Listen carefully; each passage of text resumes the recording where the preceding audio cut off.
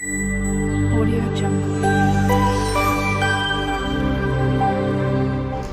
ఎప్పుడు చేసుకునే chicken curry కాకుండా ఇవాళ చికెన్ ఫ్రై ఎలా చేద్దామో చూద్దాం రండి. ముందుగా చికెన్ని కడిగేసేసి శుభ్రంగా అందులో కొంచెం సాల్టు అలాగే పసుపు కూడా వేసేసిన తర్వాత ఇందులోనే మళ్ళీ కొంచెం కారం ఇవన్నీ కూడా వేసి బాగా కలపాలన్నమాట. అన్నీ ఆ ముక్కలకి ఉప్పు కారం అంతా కూడా పట్టేలాగా అలా కలిపేసి ఉంచడం వల్ల ఏంటంటే ఆ ఉప్పు కారం అంతా కూడా ముక్కలకి బాగా పట్టేసేసి మనం ఫ్రై చేసుకుంటాం కదా, ముక్కలు కూడా టేస్టీగా ఉంటాయి అన్నమాట. అట్లా కలిపిన తర్వాత దాన్ని తీసి పక్కన పెట్టుకోవాలి. కాసేపు అట్లా నానుతూ ఉంటే బాగుంటుంది. అప్పుడు అది ముక్కలకి బాగా పట్టిద్ది అనమాట.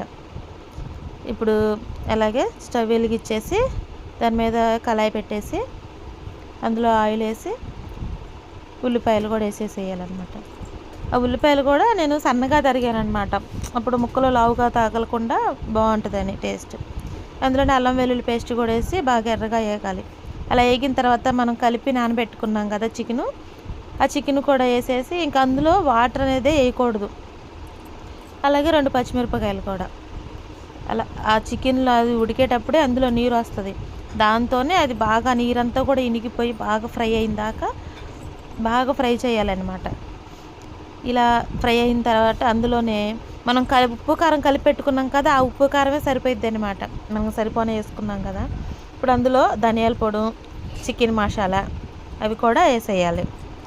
వేసేసి బాగా వేగిన తర్వాత అందులోనే జీడిపప్పు కూడా అందులో ఫ్రై అయితేనే చాలా బాగుంటుంది. ముందుగానే వేస్తే ఏంటంటే జీడిపప్పు మాడిపోతుంది, అందుకని లాస్ట్లో వేసామన్నమాట. త్వరగా ఎగుతాయి కదా జీడిపప్పు, అందుకని. అలాగే కరివేపాకు కూర స్టార్టింగ్లో కంటే కూడా లాస్ట్లో వేస్తేనే.